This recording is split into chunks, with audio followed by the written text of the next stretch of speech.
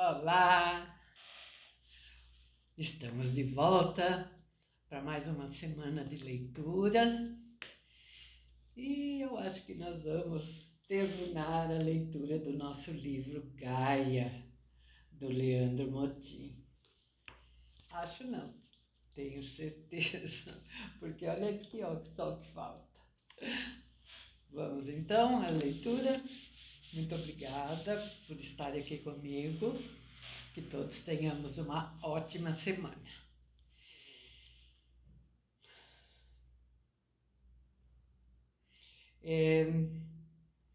Voltei a deitar.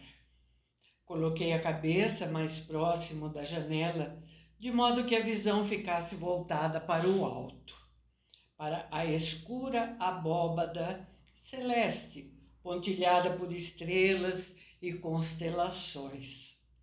O céu da Tanzânia é magnífico, de dia e de noite. O trem avançava, muitas vezes como uma cobra, com curvas para a direita e para a esquerda.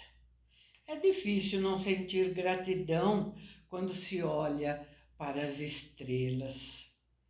Agradeci por aquela experiência e pelos dias no Serengeti e em Ngorongoro. Estava cruzando a selva africana com relativa segurança. A maioria dos passageiros desceu do trem no dia seguinte, próximo à fronteira com a Zâmbia. Lembro-me de ter visto um asiático no trem, com uma camisa em que estava escrito Crazy Tran. Próximo da meia-noite daquele dia, o trem parou na fronteira entre a Tanzânia e a Zâmbia.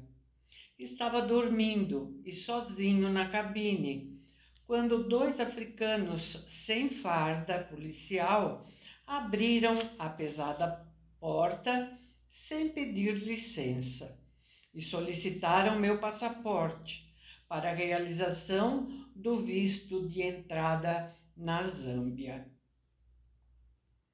Recuperando-me do sono e do susto, sentei na cama e entreguei a eles meu passaporte.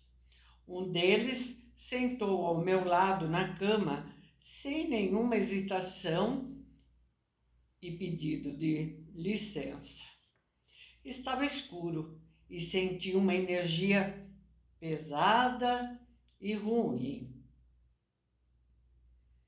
$50, disse, referindo-se ao custo do visto que seria concedido ali mesmo, dentro do trem.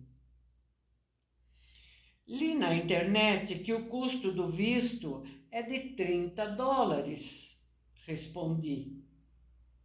Tinha poucos dólares naquele momento e alguns kuachas que havia comprado de um rapaz africano que entrou no trem antes da fronteira, numa espécie de câmbio informal.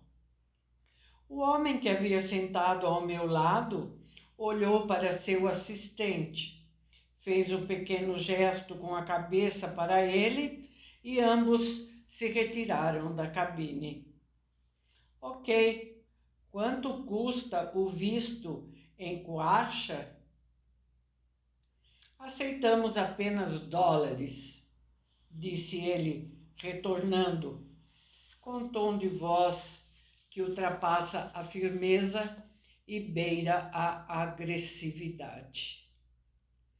Tenho dinheiro do seu país e você quer me cobrar apenas em dólares? Naquele momento, realmente não tinha $50, pois as máquinas de saque perto da estação não funcionaram. A conversa esquentou, mas realmente eu não sentia que estava fazendo nada de errado. O homem se levantou e saiu da cabine novamente. Neste momento, o asiático da camisa Crazy Tran entrou na minha cabine. Por favor, pague.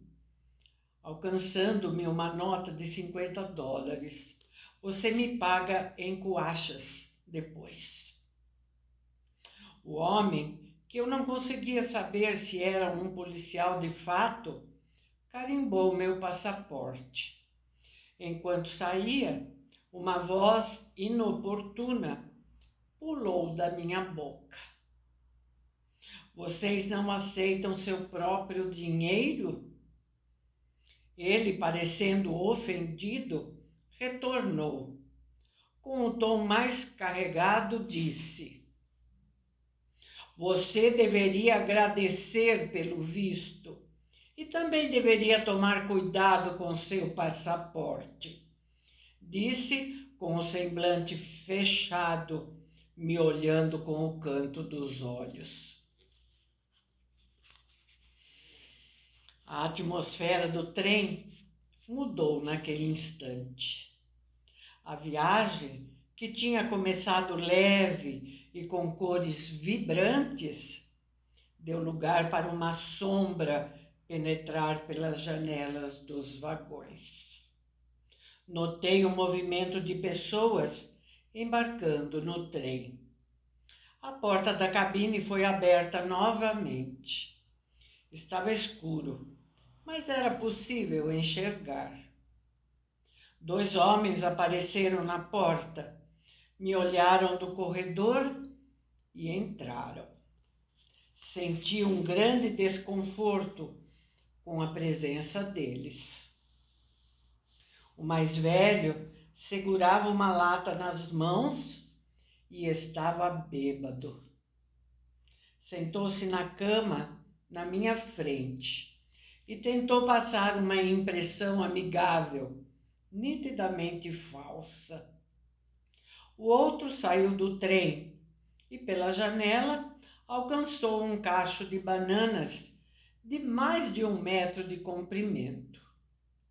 Estava naquela situação quando uma mulher gorda, que era encarregada da faxina do trem, entrou na cabine e se posicionou na minha frente, com os braços abertos, como alguém que quer defender outra pessoa de um ataque.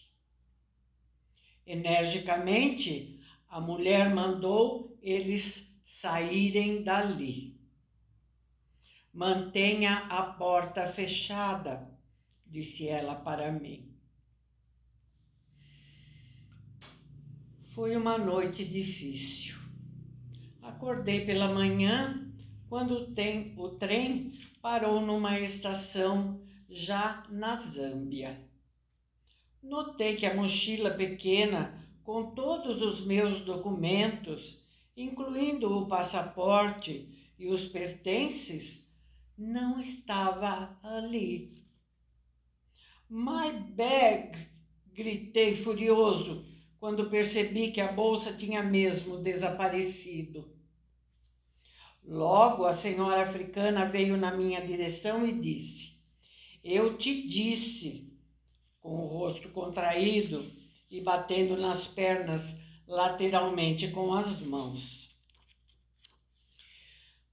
Nesse momento, a mente entra em parafuso, tentando dolorosamente lembrar tudo que estava dentro da mochila. Todos os documentos brasileiros, o passaporte, anotações de viagem, comprimidos da malária, carregador de celular, um livro de segredos budistas, algumas roupas, importantes informações. Por sorte, decidi dormir com o celular no bolso e também com a carteira. Portanto, o cartão de crédito e algum dinheiro local estavam salvos. De momento, o maior problema era o passaporte. Lembrei-me de tê-lo tirado do bolso lateral da minha calça em função do volume que incomodava para dormir. O prejuízo poderia ter sido pior, mas estava em um país desafiador, sem documento oficial algum. Sozinho na cabine, tentava me conter, ao mesmo tempo em que dava cotoveladas no encosto da poltrona. Era um filme de terror, mas precisava me acalmar.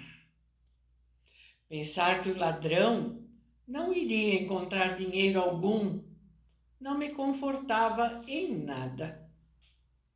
A partir desse ponto da viagem, surgiu uma insegurança que não tinha sentido em nenhum dos lugares inóspitos por onde passei. Passou a fazer companhia no restante da viagem.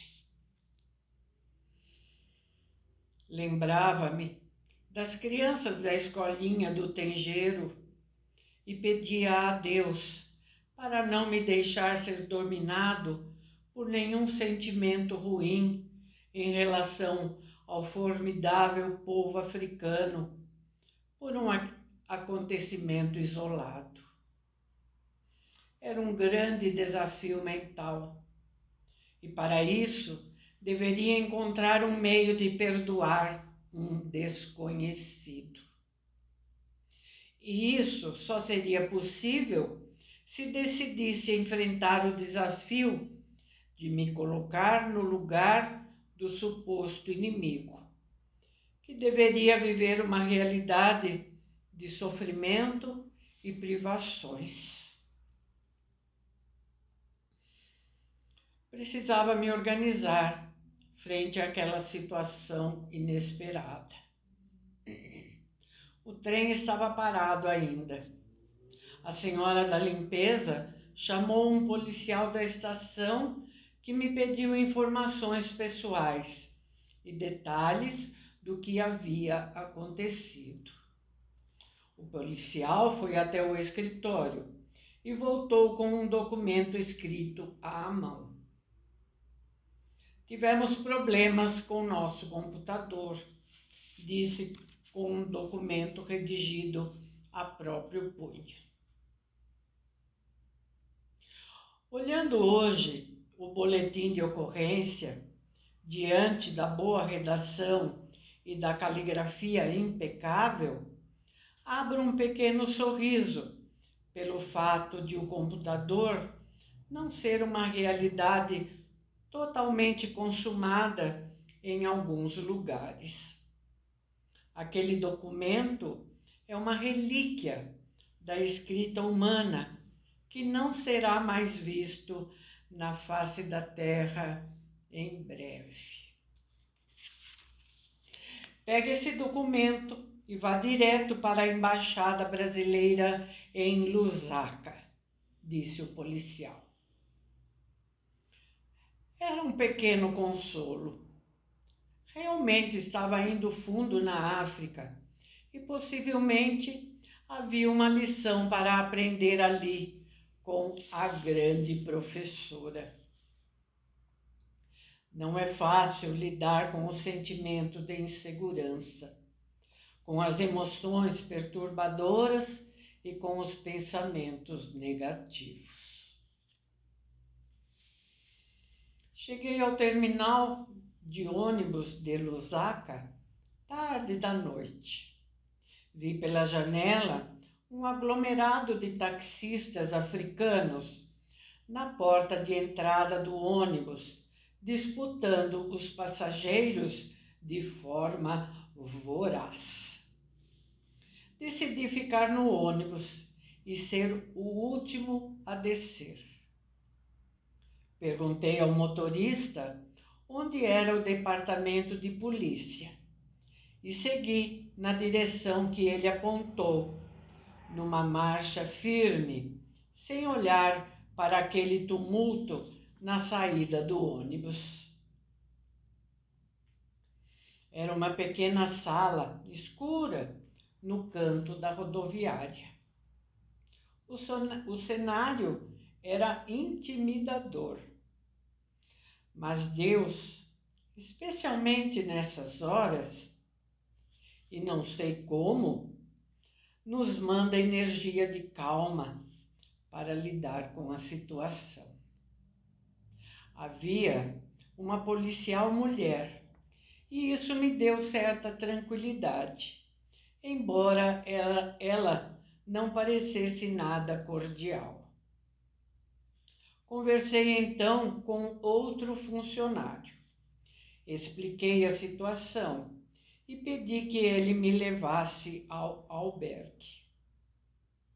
Ele disse que não podia sair dali, mas me conseguiria um taxista. Como era de se esperar, o taxista não cobrou pouco, mas aceitou negociar. As emoções de raiva e incredulidade do episódio ocorrido naquele dia no trem poluíam meus pensamentos. Saber que alguém se aproveitou do ruído do trem para abrir a porta, que estava com a trava defeituosa, enquanto eu dormia, era desolador. Por vezes, fantasiamos que só existem pessoas boas no mundo. Por outro lado, o estrago poderia ter sido maior, e aproveitei justamente esse fiapo de luz para me acalmar e até mesmo agradecer, pois certamente que havia naquele episódio um aprendizado importante para mim. A escuridão não entende o sentimento de gratidão e eu precisava focar no lado bom das coisas para recuperar a segurança. Na manhã seguinte, a vice-cônsul brasileira em Lusaka me disse: você volta direto daqui para o Brasil ou paga o valor de 2 passaportes para completar sua jornada. Ela disse: o pagamento em dobro é uma regra para quem perde o passaporte. Para completar a jornada, ainda faltava cruzar por terra parte da Zâmbia, o Zimbábue, Botsuana e a Namíbia. Sabia que fazer drama não traria nada de bom e tentei me acalmar. Cheguei à conclusão de que nossos sonhos não devem ser interrompidos pelo medo. Depois de bastante tempo de reflexão, falei: vou completar a jornada. Disse sem abandonar a fé que tinha me acompanhado desde o início da viagem. Como num passe de mágica, comecei a ganhar a simpatia da vice-cônsul e de um agente policial brasileiro que me convidaram para almoçar. Você está com sorte, disse-me ela, explicando que a internet ficou fora do ar a semana inteira e passou a funcionar novamente naquele dia. Era um bom sinal. Gostaria de ter seguido viagem direto para o Zimbábue, mas o processo do visto me segurou por 5 dias na Zâmbia. Normalmente, esse processo leva muito mais tempo, mas eles conseguiram me entregar o novo passaporte em poucos dias. E assim, agradeço grandemente pela agilidade dos amigos do consulado brasileiro na Zâmbia. Meus dias na Zâmbia foram de recomposição material e emocional. Tive que ir às compras para repor o que estava na mochila. Comprimidos contra a malária, utensílios de higiene pessoal, cabo de luz para a bateria do celular e etc. Emocionalmente, tentava lidar com a energia da raiva. É como um monstro que tenta nos dominar. Simplesmente observá-la é um dos segredos que aprendi com Eckhart Tolle. Embora seja um exercício desafiador. Minha mente, quando possuída pela raiva, parece um enorme animal selvagem com grandes dentes afiados. Na maioria das vezes, somos dominados por essa energia e só conseguimos identificá-la depois de muito tempo, quando a calma retorna. A lembrança dos olhos das crianças da escolinha Tengeiro me fortalecia e me ajudava a me colocar no lugar daquela pessoa que roubou não só meus pertences, mas também minha tranquilidade e minha segurança. É provável que pessoas assim roubem muitas vezes para poder comer. Refletir. Essa reflexão me ajudou a caminhar internamente na direção certa, acalmando a tempestade emocional.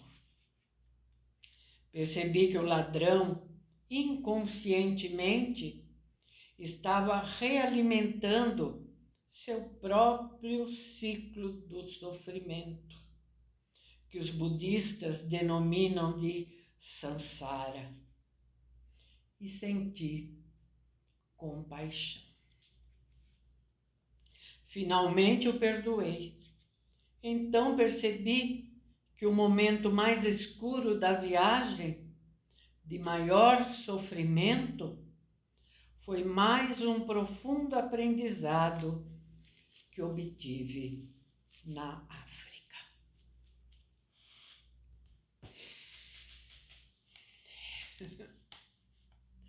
Não é, gente? Pois é. Bom, nós vamos ficar por aqui hoje. No próximo vídeo a gente dá sequência à nossa leitura. E eu convido vocês a estarem aqui comigo.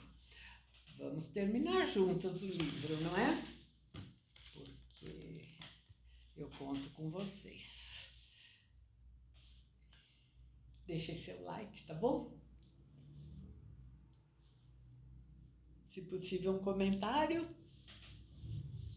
E nós voltamos para continuar, então. E quase terminar o nosso livro, tá bom? Tchauzinho, então. Um abraço e até amanhã.